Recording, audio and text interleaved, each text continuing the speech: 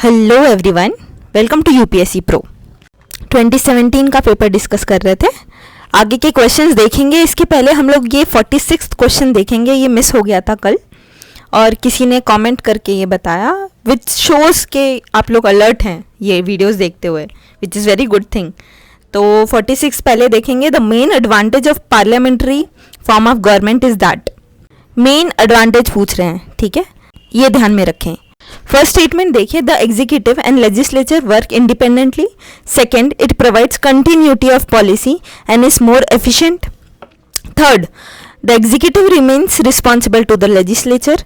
And the last one, the head of the government can not be changed without election. तो main advantage पूछ रहे हैं parliamentary system का। तो यहाँ पे फर्स्ट स्टेटमेंट देखें, the executive and legislature work independently. Parliamentary form of government में ये तो ट्रू है ही नहीं। There is no watermark distinction of power between executive and legislature.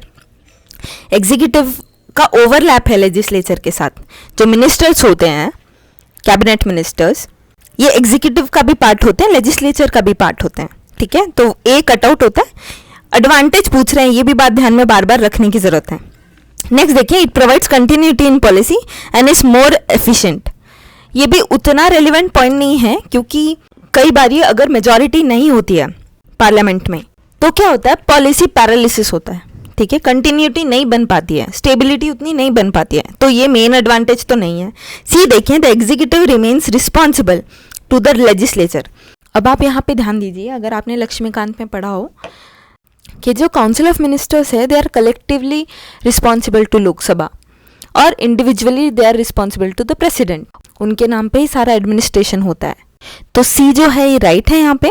इसके अलावा जो लेजिस्लेचर है ये वेरियस टूल्स यूज करती है to make executive accountable to the Lok Sabha. D statement देखें, the head of the government can not be changed without election. या broadly कहे तो ये this is true, but this not main advantage. You know, come back to the question, they are asking about the main advantage of the parliamentary government, ठीक है। तो answer is सी। तो यहाँ पे आंसर हमारा सी हो जाता है। आगे बढ़ते हैं। आगे 51st क्वेश्चन से आगे बढ़ेंगे। आगे बढ़ने से पहले मैं आपको बता दूं, अगर 50th क्वेश्चन तक आपने नहीं किया है तो आप प्रीवियस वीडियोस देख लें, प्लेलिस्ट उसकी बन चुकी है ऑलरेडी चैनल में। 2018 के भी कुछ 30-40 क्वेश्चंस बचे हुए हैं, मैं उसे भी कवर कर दूंगी, उसकी भी प्लेलिस्ट बनी हुई है, तो आप वो भी देख सकते हैं। और 2014 का आज से फिर से स्टार्ट कर देंगे, क्योंकि हमको एक्चुअली 2014 से 2019 तक सारे करने हैं। कम से कम 5 साल के होने चाहिए, है ना, प्रीवियस ईयर के क्वेश्चंस। तो आपको आइडिया हो जाता है कि कैसे क्वेश्चंस आते हैं। तो 2014 भी साथ में स्टार्ट होगा और 2017 चलता रहेगा, ठीक है। ये अब भी कंप्लीट हो जाएगा कुछ दिनों में। तो 51st क्वेश्चन देखिए, which one of the following was very important sea port in Kakatiya kingdom. These are some questions जो आप छोड़ सकते हो अगर आपका डिटेल में नॉलेज नहीं है। इसमें कोई गैसिंग वर्क नहीं करेगी, ठीक है। तो इसका आंसर है मोटुपल्ली, ओके। आप यहाँ पे गेस नहीं कर सकते, there is no shortcut in this, आपको पता होना चाहिए। नेक्स्ट क्वेश्चन देखिए, with reference to Global Climate Change Alliance, Global Climate Change Alliance, which of the following statement is correct. First statement देखिए, इनिशिएटिव ऑफ यूरोपियन यूनियन बोल रहा है। Second, it provides technical and financial support to targeted developing countries to integrate climate change into their development policies. General सा statement है। Third देखें, it is coordinated by world resource institute and world business council of sustainable development. हमारे इन videos से हम लोग एक काम तो पक्के से करना शुरू करेंगे कि हम लोग जो भी स्टेटमेंट दिया रहेगा उसको जनरल स्टेटमेंट और फैक्चुअल स्टेटमेंट में डिसइंटीग्रेट करना शुरू करेंगे। इसका फायदा आपको लास्ट में समझ में आएगा। आप जनरल स्टेटमेंट अलग से रखें और फैक्चुअल स्टेटमेंट अलग से देखें। फर्स्ट फैक्ट्स की बात कर रहा है, सेकंड जनरल है। मोस्टली जनरल राइट होते हैं, मैं इसीलिए आपको ये डिस्टिंक्शन करने कह रही हूँ। तो फर्स्ट स्टेटमेंट फैक्चुअल, थर्ड भी फैक्चुअल। अब आप सेकंड स्टेटमेंट देखें, ऑप्शंस में सेकंड स्टेटमेंट कहाँ का नहीं है, तो बी कट आउट होता है। यहाँ पे जो फर्स्ट स्टेटमेंट है, it is initiative of European union, ये एक्चुअली ट्रू है, ठीक है, ये ट्रू है। और इसका मकसद ये है जो भी पुअर डेवलपिंग कंट्रीज हैं इनके साथ कोऑर्डिनेट करना यूरोपियन यूनियन का, और क्लाइमेट चेंज के लिए उसको मिटिगेट करने के लिए पॉलिसीज बनाना। इसमें टेक्निकल सपोर्ट और फंड ट्रांसफ़र की भी बात की गई है, ठीक है, तो फर्स्ट राइट है, ये पता होना चाहिए। अगर आपको फर्स्ट पता है बस, और सेकेंड क्योंकि जनरल स्टेटमेंट है, ठीक है, राइट होगा, तो बी और सी कट आउट होता है। थर्ड स्टेटमेंट देखें, ये भी फैक्चुअल स्टेटमेंट है, और जहाँ पे 2 से ज़्यादा फैक्ट अगर आने लग जाएं तो आप ज़रूर से एनालाइज करें, हो सकता है वो रॉन्ग होता है, मोस्टली रॉन्ग होता है। मैं मोस्टली बार बार ये कहती हूँ, हमेशा ये बात ट्रू नहीं होती, ठीक है। आप यहाँ पे देखिए, वर्ल्ड रिसोर्स इंस्टीट्यूट, ये एक एनजीओ है, ठीक है। ये एनजीओ एक्चुअली क्लाइमेट चेंज से डील तो करता है, लेकिन अदर एस्पेक्ट जैसे फूड, एम्प्लॉयमेंट एंड ऑल, ये सब भी देखता है। तो अगर आपको ये पता है कि एनजीओ है, इसकी पॉसिबिलिटी हो सकती है, तो यहाँ पे सेकेंड बॉडी आप देखें, world business council for sustainable development. ये एक्चुअली बिजनेस कॉर्पोरेशंस का एक ग्रुप है, जहाँ पे वेरियस सीईओज दे कम टुगेदर और एक सस्टेनेबल डेवलपमेंट और सस्टेनेबल वर्ल्ड की तरफ आगे अपना कंट्रीब्यूशन देते हैं, ठीक है। तो डायरेक्टली ये क्लाइमेट चेंज से तो रिलेटेड है नहीं दोनों, और दोनों बहुत ही अलग अलग बॉडीज़ हैं। मोस्टली क्या होता है कि ये एक्चुअली ट्रू नहीं होता। तो अगर आप 10 ऐसे क्वेश्चंस देख रहे हैं और आप इस लॉजिक से जाते हैं, तो आपके 7 इसमें से राइट होते हैं, ठीक है। यहाँ पे मैं प्रोबेबिलिटी की बात कर रही हूँ। आप फैक्चुअल क्वेश्चन देखिए, आप उसमें गेस कर सकते हैं। देखिए, अल्टीमेटली आपको हर चीज़ के बारे में थोड़ा बहुत नॉलेज होना चाहिए, ठीक है। कि कोई भी बॉडी सामने आ रही है, आप उसके बारे में सर्च करें, थोड़ा सा पढ़ लें, थोड़ा आइडिया होना चाहिए, एलिमिनेशन में काम में आता है। ऐसे जो ग्लोबल अलायंस होते हैं वो भी क्लाइमेट चेंज वगैरह के लिए, तो ज़्यादातर गवर्नमेंट बॉडी कोऑर्डिनेट करती है। तो ये थर्ड स्टेटमेंट उतना रेलिवेंट लगता भी नहीं है, ठीक है। इसका आंसर है ए। नेक्स्ट देखते हैं, with reference to the religious history of India consider the following statement. Sautrantika and Sammitiya were sects of Jainism. Second देखें, Sarvastivadin held that the constituents of phenomena were not wholly momentary but existed forever in latent form। सबसे पहले यहाँ पे जो सर्वस्तिवदिन है, actually Ashoka के time पे Buddhist school थे, उनमें से एक है, ठीक है। और जो सर्वस्तिवदिन्स होते हैं, दे वर एक्चुअली मोनिस्टिक ग्रुप्स, ठीक है, जो काफ़ी इन्फ्लुएंशियल थे उस टाइम पे। अब इस स्टेटमेंट में उनकी कुछ फिलॉसफी दी हुई है, ठीक है। तो सबसे पहले जाने कि यहाँ पे करेक्ट पूछ रहा है। सेकेंड स्टेटमेंट जो है वो काफ़ी जनरल स्टेटमेंट है, फर्स्ट स्टेटमेंट फैक्चुअल स्टेटमेंट है। तो आप फिलॉसफी, अगर आपको यहाँ से समझ नहीं आ रहा है तो आप हिंदी सेक्शन में भी देख सकते हैं, ठीक है। ये भी आप हमेशा ये ट्रिक अपनाएं कि अगर कोई चीज़ नहीं समझ आ रही तो आप हिंदी पढ़ लें उसका। सेकेंड स्टेटमेंट बोल रहा है, the constituent of phenomena were not Holi momentary. Phenomena यहाँ पे मतलब कोई भी मोमेंट, कोई भी इवेंट, ठीक है, वो उस क्षण के लिए नहीं होता, वो हमेशा से था और हमेशा रहेगा, ठीक है। ये इस टाइप की कुछ फिलॉसफी है। अब एक नॉलेज जो आंसर तक पहुंचाएगा वो ये है कि सर्वस्तिवदिन ये स्कूल, इसी से समित्या और सौतंतिका ये निकले थे। तो फिर अगर ये राइट होता है तो फर्स्ट रॉन्ग होता है, तो यहाँ पे आंसर होता है बी, विच इज़ राइट, ठीक है। वैसे नॉलेज होना चाहिए। एंशिएंट मेडिवल आप तमिलनाडु से कंप्लीट करें, और जो भी आपको एडिशनल अगर नॉलेज चाहिए तो गूगल कर लें। अगर वहाँ पे जैसे वहाँ पे सब स्कूल्स वगैरह उतने डिटेल में नहीं दिया हुआ है तमिलनाडु में, तो आप एक बार गूगल कर लें और उसके ब्रॉड जो क्या कहते हैं आप डिविजन्स देख लें, ठीक है। नेक्स्ट क्वेश्चन देखते हैं 54th। The Mediterranean Sea is a border of which of the following countries. Simple question है काफ़ी, ठीक है। Mediterranean Sea, Caspian Sea, Red Sea, इसके आजू बाजू कौन से कंट्रीज आते हैं, कौन से बॉर्डर करते हैं, कौन से लैंड लॉक्ड है। आप निमोनिक यूज़ करें, कुछ तो जुगाड़ करें और ये सारी चीज़ें याद रखें। इसका आंसर है सी, 3 and 4।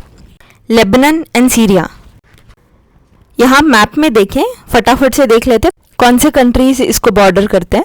सबसे पहले यहाँ से स्टार्ट करते हैं, Egypt, Israel, Lebanon, Syria, then comes Turkey, Greece, Italy, France, Spain, Morocco, Algeria, Tunisia and Libya, ठीक है। नेक्स्ट क्वेश्चन देखते हैं, 55th क्वेश्चन देखें। With reference to National Investment and Infrastructure Fund which of the following statement is correct. It is an organ of NITI Aayog, factual statement. It has a corpus of 4 lakh crore at present. At present मतलब 2017 की बात हो रही है यहाँ पे। तो first statement देखें, नीति आयोग के अंतर्गत एक ऑर्गन है, नहीं, ये नीति आयोग के अंतर्गत नहीं है, बल्कि एक गवर्नमेंट के द्वारा बनाया गया है as fund of funds, capital infrastructure create करने के लिए, और सेबी रेगुलेट करता है इसे, ठीक है। तो फर्स्ट स्टेटमेंट रॉन्ग होता है। सेकंड देखें, it has a corpus of 4 lakh crore, ये भी रॉन्ग है। 40,000 ये टोटल कॉर्पस दिया गया था इसे, तो यहाँ पे एक ज़ीरो और यहाँ वहाँ और आपका स्टेटमेंट रॉन्ग हो जाता है। तो आप ध्यान से पढ़े क्वेश्चन हमेशा, अगर आपने पढ़ा भी हो और जल्दबाजी में अच्छा देख लिया हाँ ये उतना ही रकम है और आप राइट कर दें 4 समथिंग करोड़ तो है ही, ठीक है, तो राइट कर दे तो ये रॉन्ग हो जाएगा स्टेटमेंट, ठीक है। सीधे -0.66 मार्क्स। तो जहाँ पे आपको +2 मार्क्स मिलने चाहिए थे, +2 तो नहीं मिले और माइनस ज़्यादा हो गए, तो ऐसा ना करें, ध्यान से पढ़े क्वेश्चन को हमेशा। इसका आंसर है डी। नेक्स्ट देखते हैं। नेक्स्ट क्वेश्चन बोल रहा है ग्लोबल इंफ्रास्ट्रक्चर फैसिलिटी, ये क्या है, ठीक है। तो कई लोगों को आपको पता होगा ये क्या है। एक्चुअली ये ग्लोबल प्लेटफॉर्म है जहाँ पे PPP मतलब पब्लिक प्राइवेट पार्टनरशिप, इनको एक तरीके से स्ट्रक्चर किया जाता है ताकि इनके द्वारा जो भी इन्वेस्टमेंट होता है उसको उनको प्रमोट किया जा सके और उनमें एक स्ट्रक्चर लाया जा सके, ठीक है।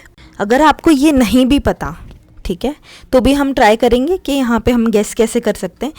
यहाँ पे ये वर्ड ध्यान में रखें, ग्लोबल, यहाँ पे ग्लोबल इंफ्रास्ट्रक्चर की बात की गई है। तो यहाँ पे फर्स्ट स्टेटमेंट देखें, एशियन इनिशिएटिव बोल रहा है to upgrade infrastructure in Asia and financed by credit from Asian Development Bank. तो जैसे ग्लोबल इंफ्रास्ट्रक्चर की बात की गई है, तो एक पर्टिकुलर एशियन के लिए ये वाला इनिशिएटिव होगा, तो ये उतना रेलेवेंट नहीं लग रहा है। वैसे तो ये बहुत ही इजी क्वेश्चन है, इसका आंसर है B. It is World Bank collaboration that facilitates preparation and structuring of complex infrastructure PPP to enable mobilization of private sector and institutional investor capital। ये आंसर है। वैसे पढ़ते पढ़ते भी आपको समझ आ जाएगा। जब भी आप पढ़ें कोई भी बॉडी के बारे में, इंस्टीट्यूट के बारे में, इंस्टीट्यूशन के बारे में, तो आप उसके बारे में वो किस थीम के लिए काम कर रही है ये भी देखते जाएं, साथ साथ समझें।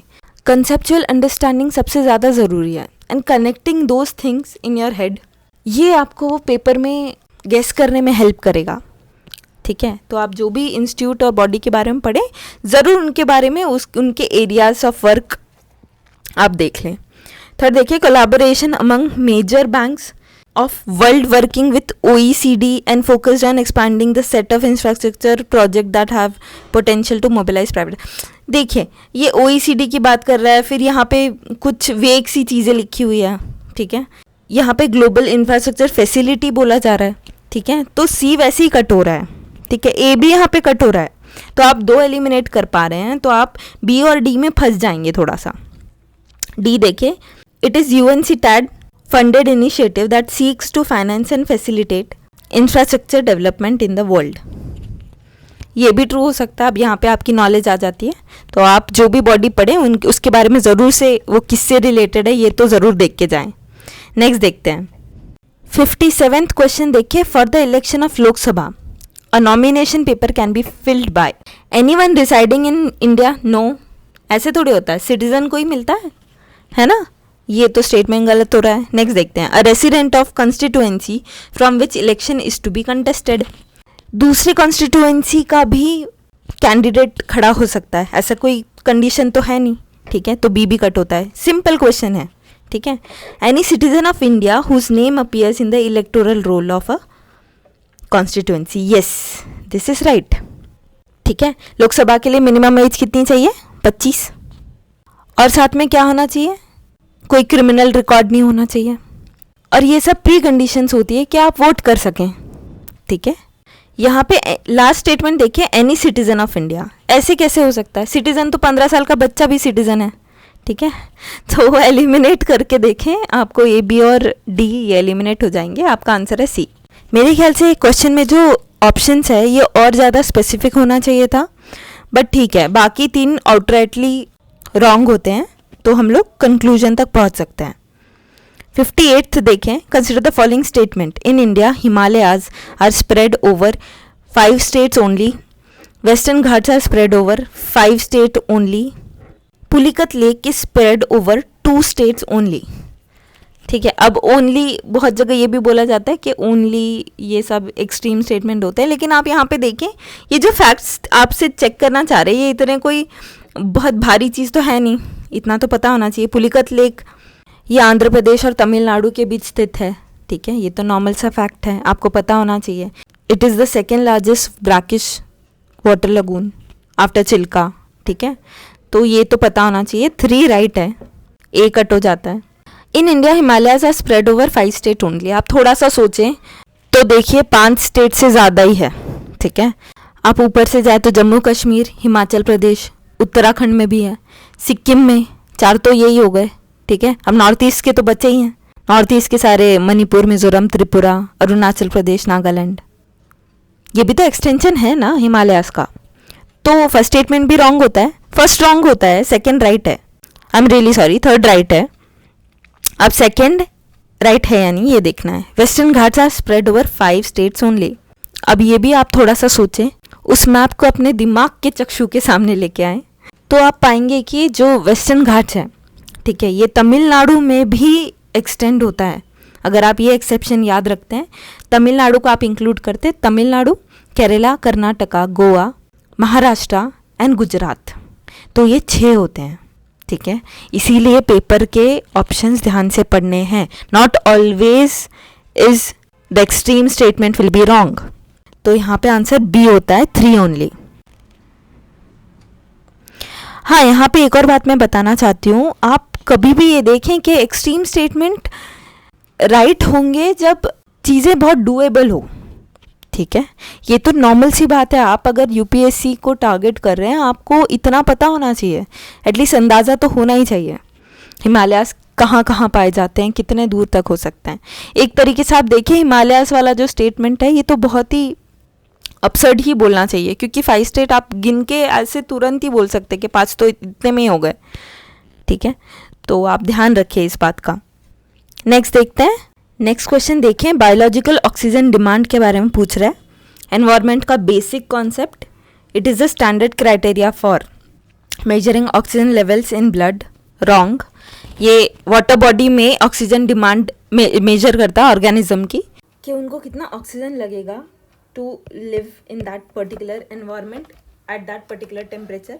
तो मैं ये कॉन्सेप्ट पहले बता दूं, जैसे ये वाटर बॉडी है, यहाँ पे अगर यूट्रोफिकेशन होता है, यूट्रोफिकेशन मीन्स अगर वाटर बॉडी एनरिच हो जाती है विथ न्यूट्रिएंट्स एंड मिनरल्स जो कि एक्सटर्नली अगर आ जाए, जैसे जो फर्टिलाइजर्स, नाइट्रेट्स, फॉस्फेट, डिटर्जेंट्स के थ्रू आ जाए, ठीक है। तो इससे क्या होता है कि जो प्लांट्स हैं, छोटे छोटे फाइटोप्लैंक्टॉन्स भी कहते हैं उनको, जो ओशन बॉडी में होते हैं, वाटर बॉडी में होते हैं, उनकी ग्रोथ हो जाती है। इसे अलगल ब्लूम भी कहा जाता है। तो ये जब हो जाता है तो वहाँ पे जो लोकल ऑर्गेनिज्म है उनको, उनके लिए ऑक्सीजन कम पड़ जाएगा, क्योंकि ऑक्सीजन तो लिमिटेड है वाटर बॉडी में। This becomes very harmful to the ecosystem of the water body. तो ये एक्चुअली पॉल्यूशन चेक करता है, BOD, अगर ये डिमांड बढ़ती है तो, ठीक है। आंसर इसका C। नेक्स्ट देखते हैं। With reference to UN Habitat in United Nations program working towards a better urban future, which of the following statement is correct? ठीक है। फर्स्ट स्टेटमेंट देखिए, UN Habitat has been mandated by United Nations General Assembly to promote socially and environmentally sustainable towns and cities to provide adequate shelter for all. General statement, right statement, कुछ भी contradiction दिख नहीं रहा। First right है तो C eliminate होता है। Second देखें, its partners are either government, local urban authorities only. ऐसा ज़रूरी थोड़ी NGOs भी हो सकते हैं। ओनली, यहाँ पे ओनली, अब आप समझ रहे हैं, यहाँ पे ओनली इज एक्सट्रीम स्टेटमेंट। वहाँ पे इसके पहले जो हमने क्वेश्चन देखा था स्टेट्स वाला, वहाँ पे ओनली रिक्वायर्स योर नॉलेज, तो सेकेंड यहाँ पे रॉन्ग होता है, तो A भी एलिमिनेट होता है, ठीक है। थर्ड स्टेटमेंट देखें, UN Habitat contributes to overall objective of United Nations system to reduce poverty and to promote access to safe drinking water and basic sanitation. Again, very general statement, और ये इसके theme के साथ जाता है, तो 3 भी राइट है। तो answer is B, 1 and 3 only. तो आज के लिए बस इतना ही फ्रेंड्स। आप बने रहे इस चैनल के साथ, प्रीवियस ईयर पेपर ज़रूर करें, ठीक है। आप मार्क्स तो लगाए ही लगाएं, उससे प्रैक्टिस हो जाती है, पर प्रीवियस ईयर पेपर आपको बताता है कि क्वेश्चन आएंगे किस प्रकार के और इसे डील कैसे किया जाएगा। अगर आप इन वीडियोस के नोटिफिकेशन चाहते हैं तो सब्सक्राइब कर लीजिए चैनल को, लाइक कीजिए वीडियो को ताकि दूसरों को भी रिकमेंड हो जाए ये वाले वीडियोस। एल्गोरिदम ही यूट्यूब का इस प्रकार से है। तो फिर नेक्स्ट वीडियो में मिलते हैं। Thank you so much.